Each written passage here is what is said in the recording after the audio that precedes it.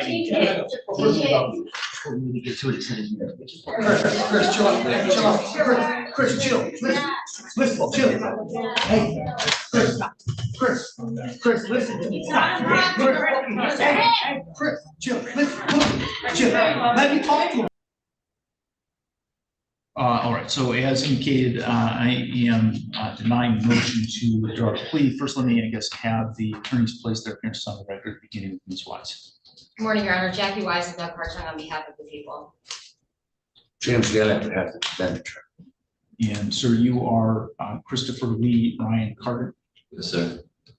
Mr. Carden, have you had an opportunity to read and review your pre-sentence report?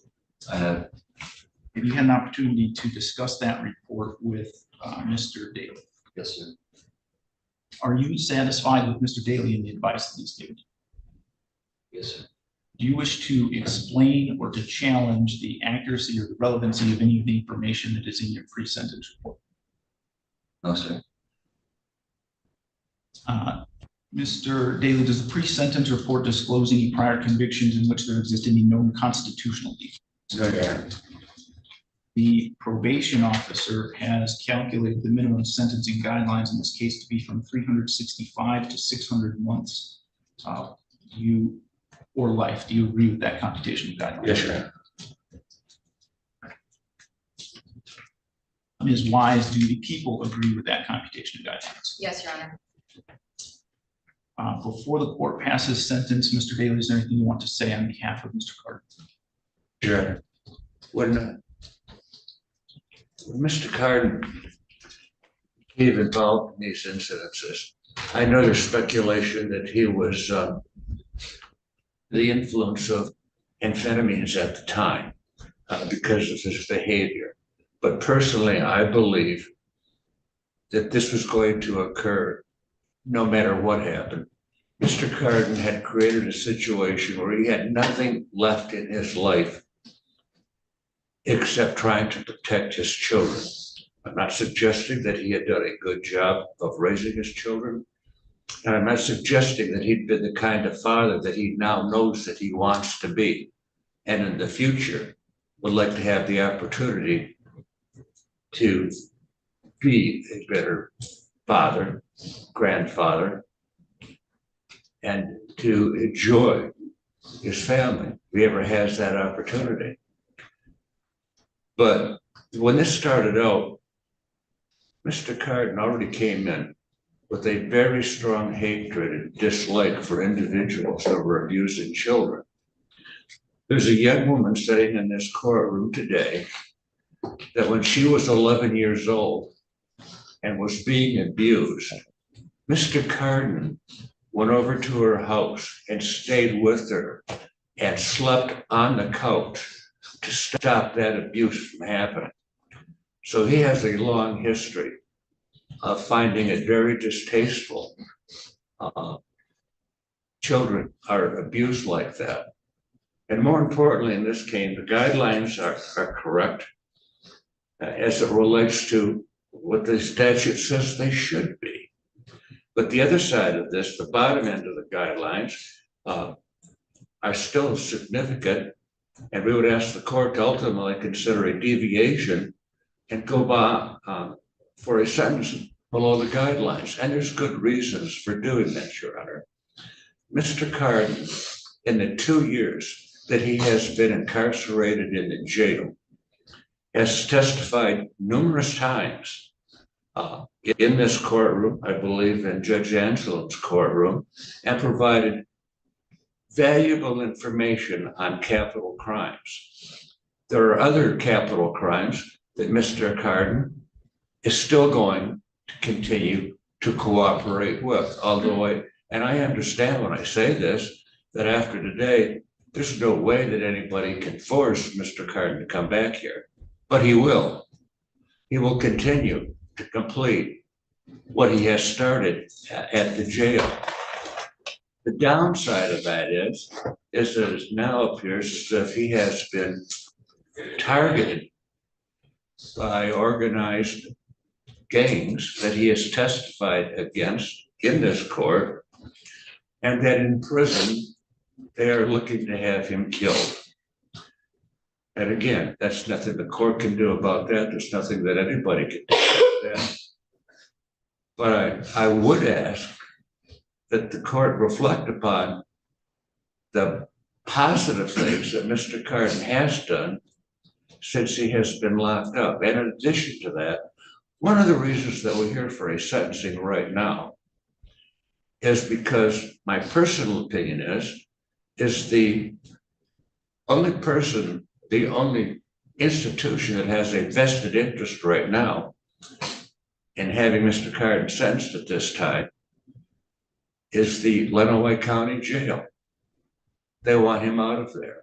He's been there 2 years. Other individuals have been there longer, and he's been involved in some conflict at the jails. But Mr. Carden has told me that he believes that those facts about his misconduct have been misrepresented to allow the sentencing to go forward now. Mr. Carden knows what he did, and he accepts responsibility for it. And I'm not sure that if faced with the same circumstances today, that he wouldn't engage in that same type of behavior today as it relates to his children and his children being assaulted. Mr. Carden has had a difficult time in life for multiple reasons, but it doesn't change the fact that he does have a heart. His heart is in the right place, and he does not want to see innocent people injured or harmed. You take a look at Mr. Carden's record, and you're going to see he's never been involved in that kind of behavior. What he did should not have been done. Mr. Carden knows that it shouldn't have been done. But at the time he did this, Mr. Carden felt that he had no other way to protect his children. As it is, the mother is in jail for approximately 12 years, while Mr. Carden is looking at a sentence substantially longer than that. And but for the conduct of the mother of these children, Mr. Carden would not have been in a situation to act as he did. And we would ask the court to consider all of these things in passing the sentence. Thank you, Your Honor.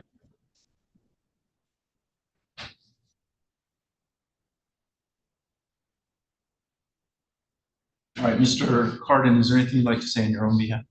Yes, sir.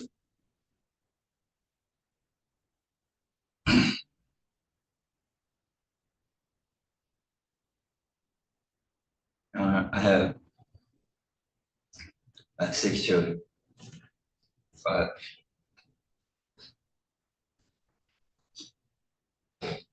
daughters and a son. They're all honor roll students. My oldest daughter turned her life around. She quit school at 15. Went back to school, graduated. Now she's in a nursing program.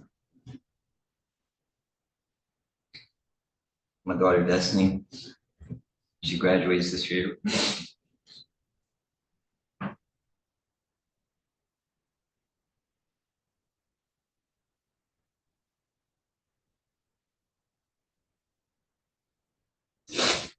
She's gonna be off to college. Daughter Trinity, she's like a mother hen. She wants to make sure everybody's all right. She has plans on going to the Navy.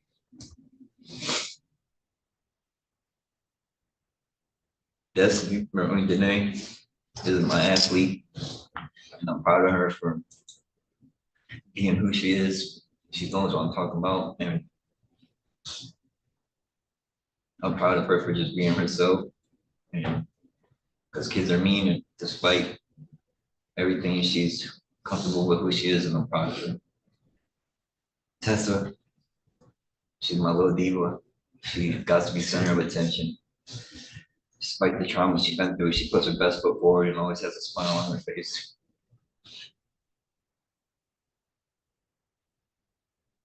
My son, I see so much of myself in him. And it scares me. I want my son to strive to be a better man than I am.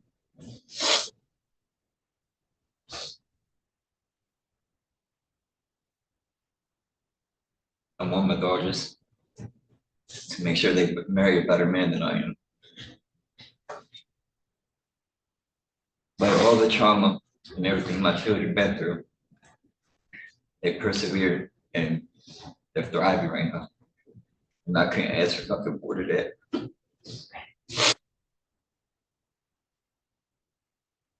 When I found out, when the counselor called me into the office, tell me that my daughter been molested, so many emotions run through me. Mostly guilt. No, guilty that I wasn't going to protect my daughter. I'm in prison and she get violated. Now,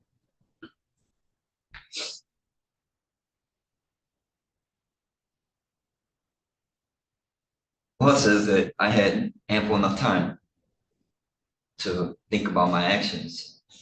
And that's true. I did. I thought about it every day. I thought about and it fester and brew and boil over. You know, he said I have enough time to make a conscious decision, but there is a flip side to that coin. And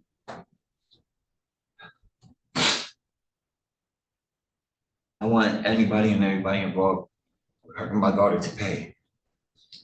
But I didn't take into consideration the innocent people that I would be hurting with my actions. And I'm sorry for that. You know, I failed as being a father. The court could hopefully release me in enough time where I can maybe be a grandfather. Thank you. Is wise, do the people wish to? Yes, Your Honor. Your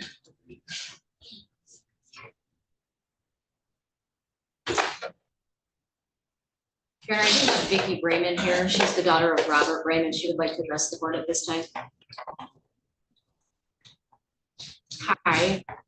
I'm not here to condemn you, to tell you're a terrible person. I know what you did was a mistake, but you did kill my dad and you shot him in the back of the head in a brutal, brutal manner, and you took his wallet and stole his car afterwards. I don't know if you understand that that's wrong. Yeah, he was a bad person. I didn't get along with him actually because he was missing for 15 years of my life, of my adolescence. So I feel bad for your kids because they're going to do the same thing I did, miss out on their dad for most of their adolescence. And it didn't turn out well for me. I have psychological issues. I have major issues with that. And then you went and trumped it and killed him, murdered him. I had to pay for a funeral. I totaled my car a week after because I ran through a red light because I was out of my mind. Like, one more thing that happened to me. No, my dad didn't molest me. No, he did not. Now, he went to prison for molesting somebody. That's what he was charged with. He did his time. He didn't go and he didn't testify against a bunch of other people to get out of his time. He did his time, and then you went and killed him before I could even make amends with him. And I don't think you recognize what you did because you think that the two people you killed don't matter. But they do matter. You can't just go around killing people because you think they did some harm to others. And I'm just really gonna pray for you a lot and your kids. You have a lot of kids. I have 3. You have more than me. But they're going to go through the exact same thing I did because their dad's in prison because you made poor choices. And that's just all I would like to say. Thank you.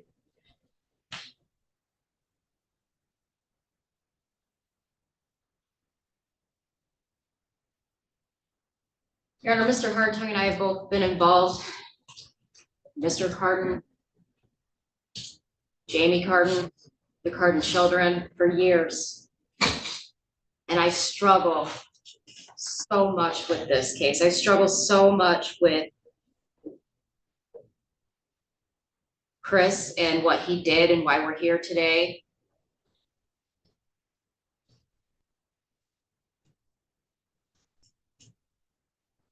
I've never seen a more planned out, premeditated killing.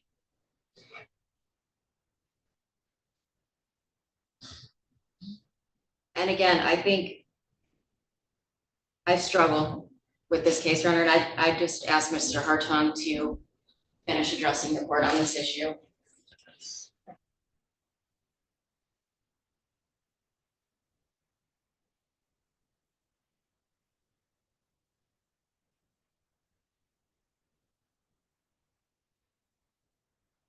Tough situations tell us a lot about people and how they react. Mr. Carden has a daughter who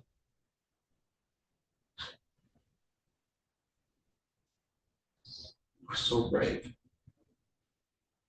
And he stood up in court, testified against the man who had harmed her, and emerged from it, and she's a hero. And there's a lot of ways to talk about this, and I wonder if one of the things we need to talk about at some point in time, maybe not today, is why were these 2 men out on bond? CSC first offenses against young children. Perhaps today is not the day to discuss that, but I know Ms. Borders was so frustrated during that process of being unable to keep those individuals in jail and bonds being set for them either at a PR level or at a level that was easily made when they had done so much wrong to these young people. And the reaction of this defendant cannot be justified. It can be understood perhaps, and maybe even explained, but it cannot be justified.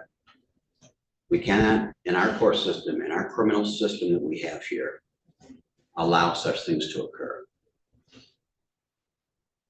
Ms. Weiss is correct. This is as premeditated a case of murder as we'll probably ever see. Good Lord, he filmed it.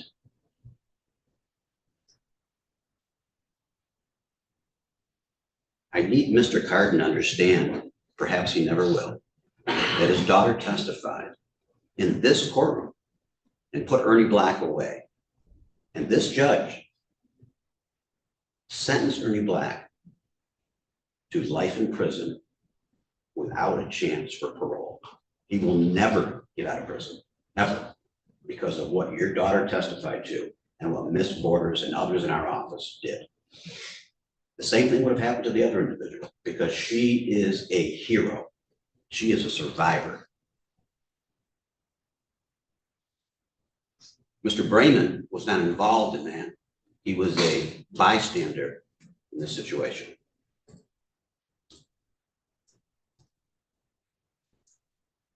This court has faced a lot of different challenges and has a challenge here today. The guidelines are harsh and the guidelines are what they are. The PRV levels in this case are so high that it doesn't really matter.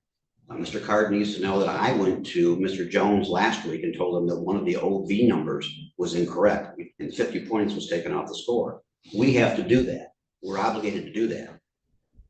But it doesn't matter because your PRVs are so high. It's because of all your previous criminal history. It didn't change the ultimate guidelines whatsoever.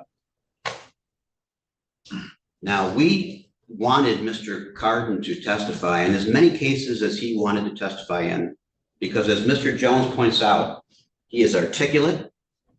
The court saw it today. He is articulate, he's intelligent, he speaks well, and he's brutally honest. Brutally.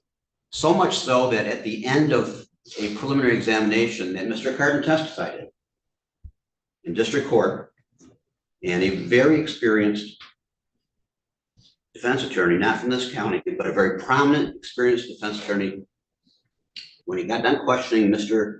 Carden, leaned over to Ms. Weiss and myself and said to us, that man is the scariest mother effer I have ever cross-examined.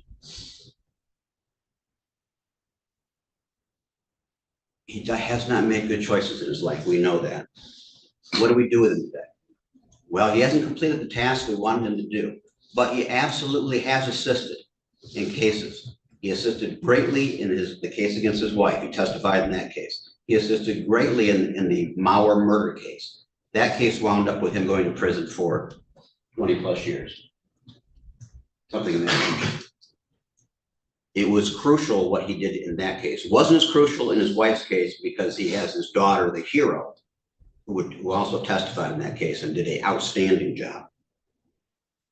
But this court is faced with not only harsh guidelines, the concept of trying to fashion a sentence for in theory, that someone could maybe get out of prison in the future, and also people versus Posey case, which relatively recently tells us that not only does the court have to consider the guidelines, the court has to consider within the guidelines themselves where the sentence is going to be proportional.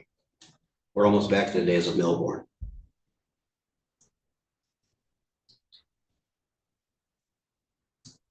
So how do you measure the assistance? What do you do? I've been doing this for an awful long time. I have gone through this in many different situations with judges in the past, including Judge Glazer, Judge Timms, Judge Pickard, Judge Gaselka, and it's always difficult. How do you measure the assistance someone get based on and compare it with what the damage that they did?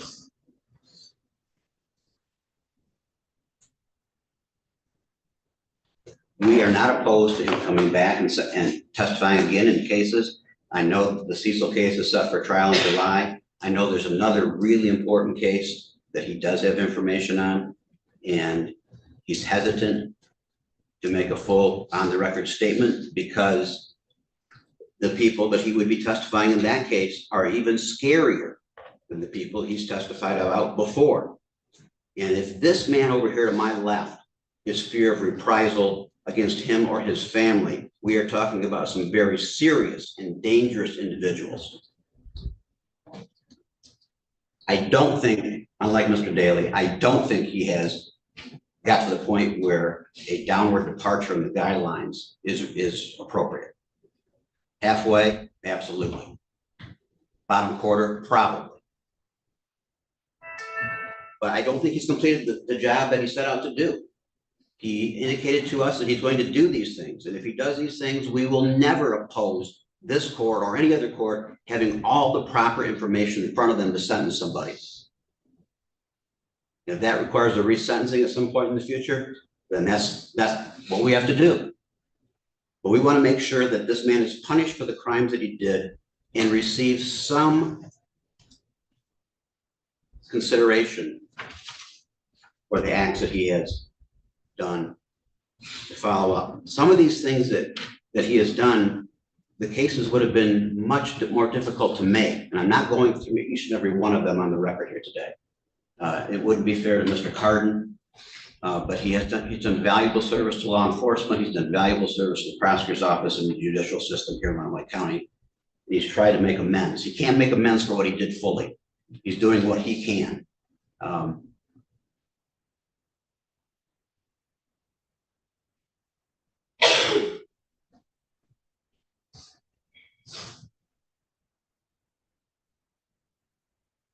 He did say one thing to me that I want to put on the record, because Ms. Weiss and I have gone to bat for him before.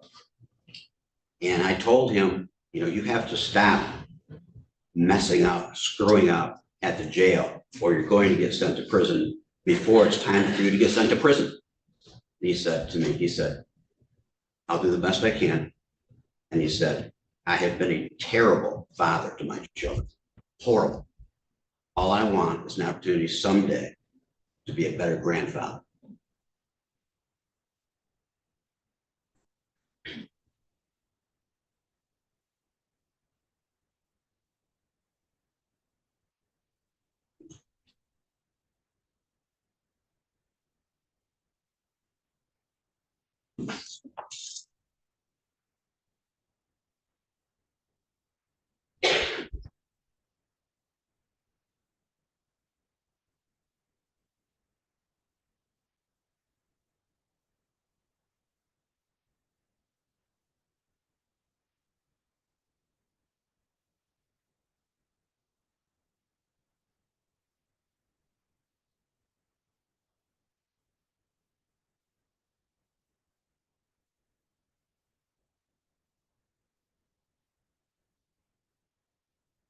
In determining the appropriate sentence in this case, the courts considered the seriousness of your offenses, your history, the principle of proportionality, statutory penalty, cost of confinement, report, recommendation of the probation department, as well as what's been said on the record here today.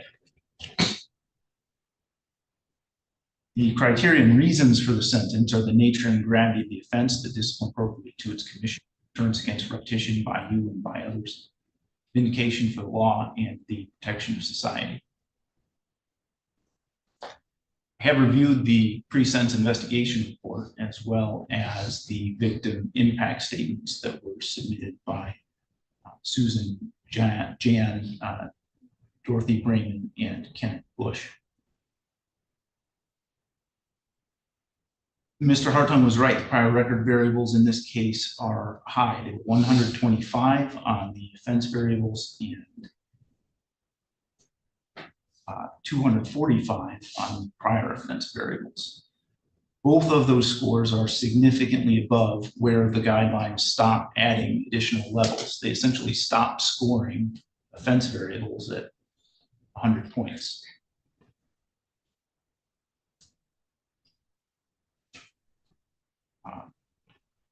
Mr. Carden's were 245, about 150% higher than where they stop scoring at the upper limit. Mr. Carden's 37 years old. He has 4 prior felonies and 16 prior misdemeanors. Convicted in this case of unlawfully driving away an automobile and 2 counts of second-degree murder. Mr. Carden was on parole in the state of Ohio at the time those offenses occurred. And the pre-sentence investigation report also reflects that he has had serious substance abuse problems in the form of addictions to methamphetamine and to heroin. Mr. Carden murdered 2 men, Samuel Compton and Robert Brayman.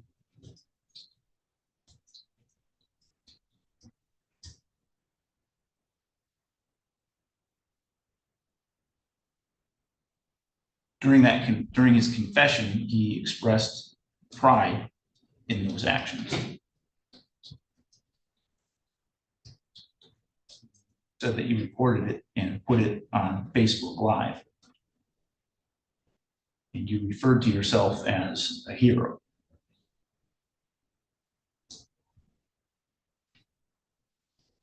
It was due to the belief that Mr. Carden's victims were, at least one of them, was a sex offender who had harmed Mr. Carden's family. Some may agree with that notion that the actions were justified or that what he did was heroic given the circumstances of the case. But that, in my estimation, is a misguided belief.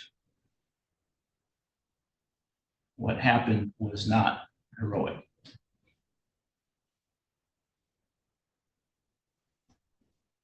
as you acknowledge today, your own actions contributed to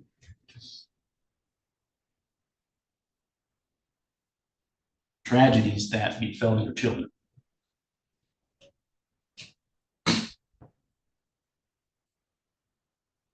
And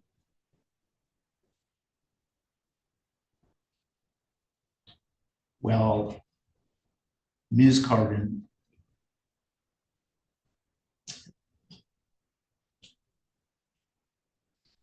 may have been the last person, but for a reason that could have stopped it. Mr. Carden's actions and behaviors that resulted in him being imprisoned were certainly a contributing factor.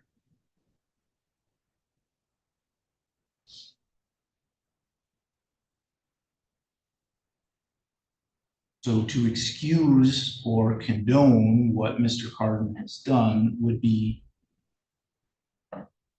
essentially to embrace the vigilante nature of society. That when anyone felt appropriately aggrieved or wronged, they could decide when and where and what the punishment should be.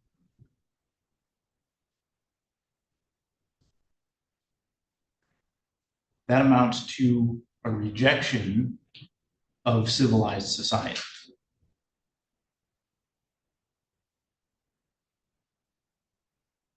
Civilized society only works if we give up our right to do violence to other people. Because otherwise we constantly live in fear of others doing violence to us.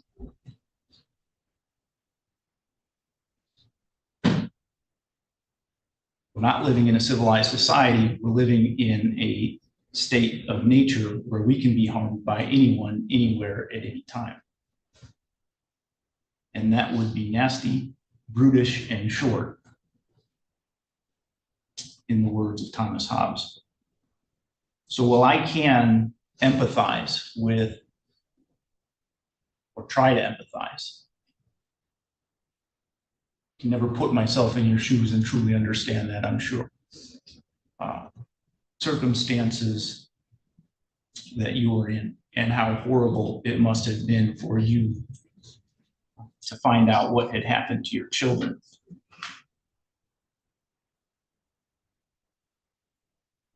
We as a society cannot tolerate what you chose to do in response. That is what the rule of law in a civilized society provides for and requires.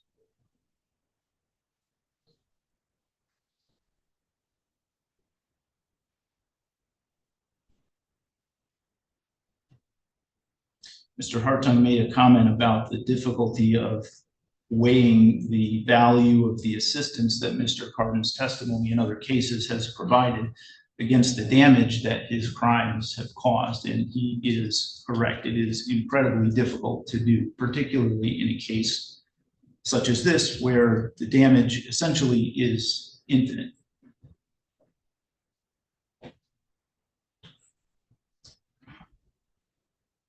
Two men are dead. They lost their lives under very violent circumstances. How does one measure that?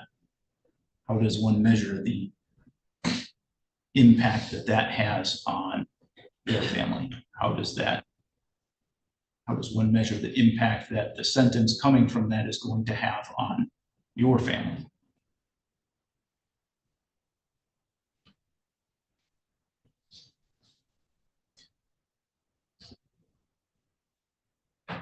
And I do believe that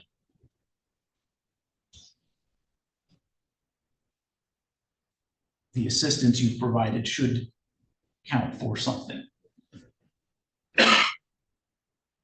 Again, we're counting against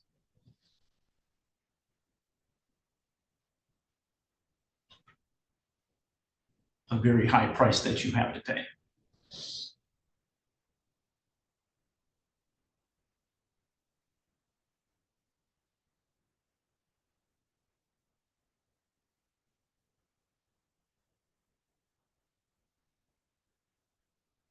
high end of the guidelines in this case are 600 months, and the recommended sentence in the pre-sentence investigation is 600 to 900 months.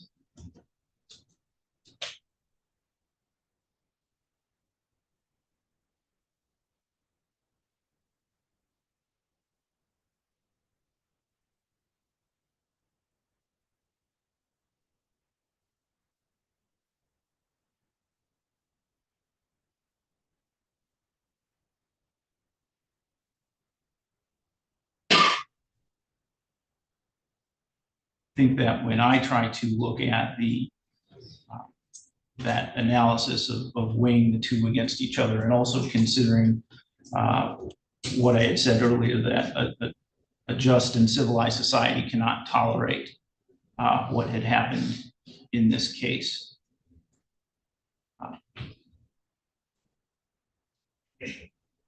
I believe that the appropriate sentence in this case, and it will be the sentence of the court, that with respect to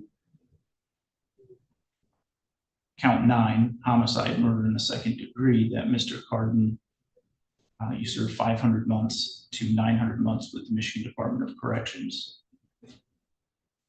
And the same with respect to the count 10, second degree murder charge. With respect to the unlawful driving away charge, the sentence of the court, that you serve 24 to 60 months with the Michigan Department of Corrections.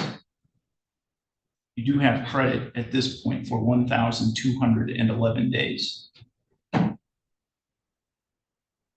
must pay a $130 crime victims' rights fee, $204 state cost, $60 DNA fee, and $450 attorney fee. Those sentences will run concurrent to each other. Right. And there is restitution in the amount of $2,111 payable to the Michigan Department of Health and Human Services for funeral expenses.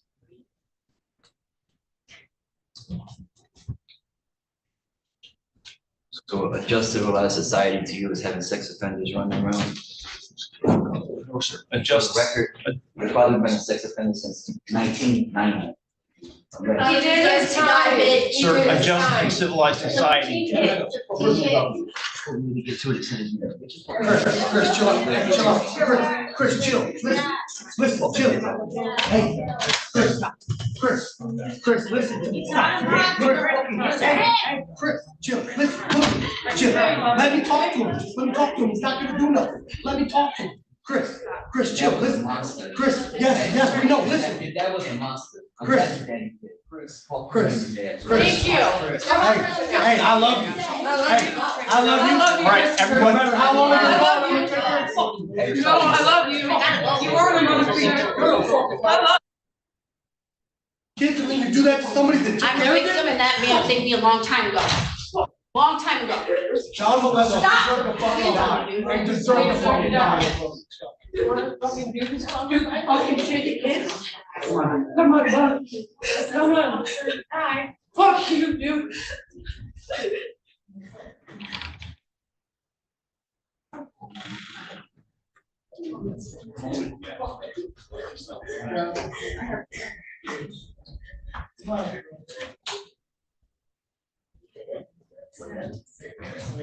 This court's fucking bullshit. Fuck this. You that deserve it. Come on. Why are they screaming at me? Absolutely, you can't do that. Go back to the jail, we need to get back here. That's why you're not We saying. need to back here to finish. We all die. We all die. I do have Mr. Carden's notice of right to appellate review forms. I will give these to the bailiff to give to Mr. Carden.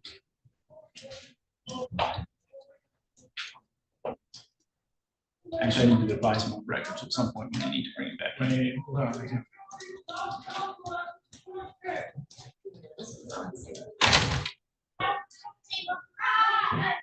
He can say. We need to get some people up here to take care of what's going on in the hallway. We need those people out.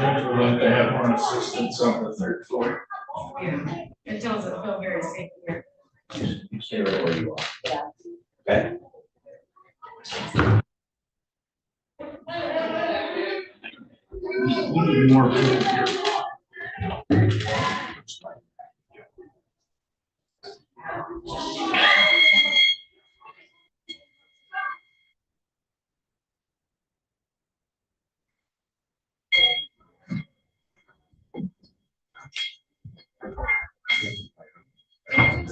This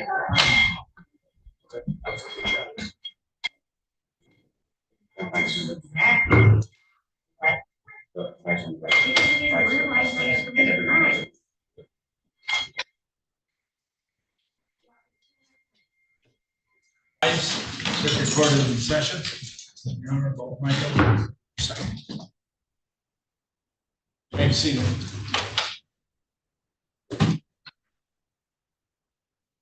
We are back on the record. Mr. Carden, you do have the ability to request an appeal of your sentence. Bailiff's going to hand to you 3 copies of a notice of right to appellate review and request for appointment of attorney form. You need to sign 1 copy of that form that indicates you received your forms.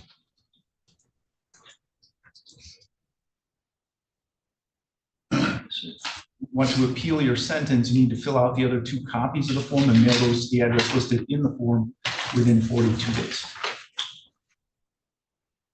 Nothing further? Record to reflect, I do have a signed copy of the form from Mr. Carden placing that in the file. There's nothing further.